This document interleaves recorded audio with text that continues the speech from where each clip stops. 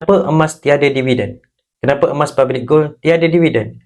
Sebelum anda tanya soalan ini, anda perlu faham sifat emas itu sendiri.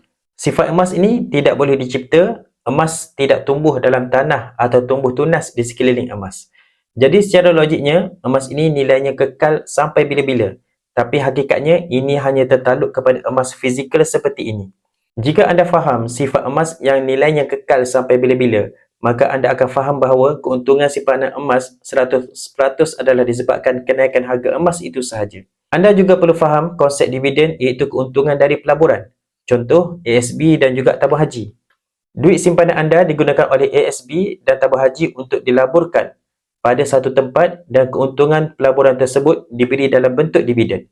Jadi, bagaimana syarikat jual beli emas dapat memberikan dividen dari pelaburan emas? Soalan ini untuk anda kaji sebelum anda buat keputusan untuk melabur duit anda.